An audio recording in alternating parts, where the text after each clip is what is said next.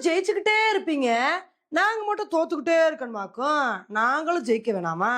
இப்படி வந்து சொல்ற மாரி தான், இன்னைக்கு குஜராத் ஆர்சிபிய அசால்ட்டா வந்து வீழ்த்திட்டாங்க. இன்னைக்கு குஜராத்துக்கும், ஆர்சிபிக்கும் நடந்த மேட்ச்ல, குஜராத் டாஸ் வின் பண்ணி ஃபர்ஸ்ட் பவுலிங் வந்து சூஸ் பண்ணாங்க. வழக்கம் போல இன்னைக்கு ஆர்சிபியோட பேட்டிங் அதிரடியா இருக்கும்.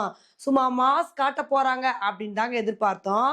ஆனா இன்னைக்கு ஜேக்கப் பெத்தல், விராட் கோலி 2 பேருமே அடுத்தடுத்த ஓவர்ல வந்து அவுட் ஆயிட்டாங்க. அதுக்கப்புறம் படிக்கல் மட்டும்தாங்க நல்ல ஒரு இன்னிங்ஸ குடுத்து 40 ரன் வந்து எடுத்தாரு. மத்த பேட்ஸ்மேன்ஸ் யாருமே அந்த அளவுக்கு ஒரு பெரிய கான்ட்ரிபியூஷன குடுக்கவே இல்ல. "வரேன் நடைய அப்படின்னு சொல்லிட்டு கிளம்பிட்டாங்க. இதனால இன்னைக்கு மேட்ச்ல ஆர்சிபி 4 பால் மிச்சம் இருக்கும்போது, வெறும் 155 ரன்னுக்கே ஆல் அவுட் ஆயிட்டாங்க. இந்த அளவுக்கு ஆர்சிபிய கண்ட்ரோல் பண்ணதுக்கு முக்கிய காரணம் யாருன்னு பார்த்தீங்கன்னா, அர்ஷத் கான் தான்.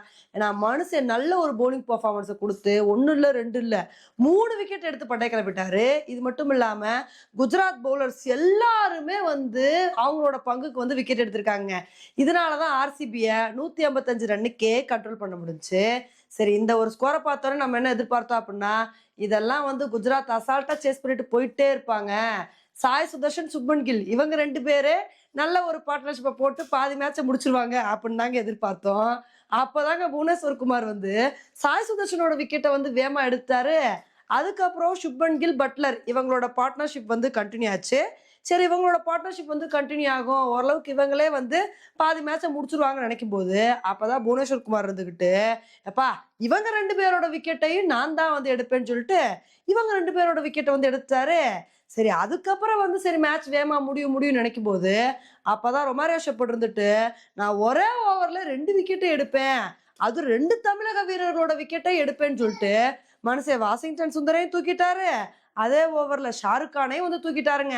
ஆனா என்னதான் ஒரு பக்கம் விக்கெட் போய்க்கிட்டே இருந்தாலும், ஸ்கோர் கம்மியா இருந்தனால, இத வந்து ராகுல் தெவாத்தியா களத்துல இருந்து ஈஸியா சேஸ் பண்ணிட்டாரு. அவர் கூட வந்து பாத்தீங்கன்னா, ஹோல்டரும் வந்து நல்லா சப்போர்ட் பண்ணாரு. இதனால இந்த மேட்ச வந்து குஜராத் ரொம்ப கம்ஃபர்டபுளா 4 விக்கெட் வித்தியாசத்துல வின் பண்ணிட்டாங்க. உண்மையிலே இது குஜராத்துக்கு தேவையான வெற்றிங்க. அதே மாரி ஆர்சிபி இந்த மேட்ச வந்து தோத்தத பார்த்து பல டீம் வந்து சந்தோஷமா இருப்பாங்க. ஏன்னா இந்த சீசன்ல ஆர்சிபி டிஃபெண்டிங் சாம்பியனா இருந்து முடிஞ்ச அளவுக்கு ஒரு சூப்பரான பெர்ஃபார்மன்ஸ குடுத்துக்கிட்டே இருந்தாங்க. அதனால இந்த மேட்ச்ல குஜராத் கிட்ட தோத்தனால மத்த ஃபேன்ஸ்லாம் வந்து ரொம்ப குஷியா வந்து இருப்பாங்க. இப்ப இந்த மேட்ச வந்து ஆர்சிபி தோத்ததுக்கான முக்கிய காரணம் என்ன அப்டின்னா, வழக்கமான பேட்டிங் பெர்ஃபார்மன்ஸ் இன்னைக்கு ஆர்சிபி கிட்ட இல்ல. ஏன்னா ஆர்சிபி இந்த அளவுக்கு வந்து மத்த மேட்சஸ்லாம் வின் பண்ணதுக்கு முக்கிய காரணம் என்ன அப்டின்னா, ஆர்சிபி பேட்ஸ்மேன்ஸ் எப்படியாவது நல்ல ஒரு பேட்டிங் பெர்ஃபார்மன்ஸ் வந்து குடுத்துருவாங்க. அவங்களோட டாப் ஆர்டரும் நல்லா இருக்கும், மிடில் ஆர்டரும் நல்லா இருக்கும். மடன்னு சொல்லிட்டு விக்கெட் போனா கூட ஏதாவது ஒரு பார்ட்னர்ஷிப் வந்து கை குடுத்து, ஈஸியா ஒரு பெரிய டார்கெட்ட வந்து எடுத்துருவாங்க. ஆனா இன்னைக்கு வந்து ஆர்சிபி 155 ரன்னுக்கே ஆல் அவுட் ஆயிட்டாங்க. இந்த ஒரு கம்மியான ஸ்கோர் எடுத்தனால தான் ஆர்சிபி இன்னைக்கு மேட்ச்ல தோக்குற நிலைமை ஆயிப்போச்சு. சரி அடுத்தடுத்த மேட்ச்ல இனி ஆர்சிபி என்ன மாரி ஒரு பெர்ஃபார்மன்ஸ குடுக்குறாங்க அப்படின்றத பொறுத்து வந்து பார்க்கலாம். ஓகே ஃபிரெண்ட்ஸ், இந்த ஒரு மேட்ச பத்தி நீங்க என்ன நினைக்கிறீங்க அப்படின்றத என்னோட கமெண்ட் செக்ஷன்ல போடுங்க. இதே மாரி இன்னொரு வீடியோல உங்கள வந்து மீட் பண்றேன். Bye friends.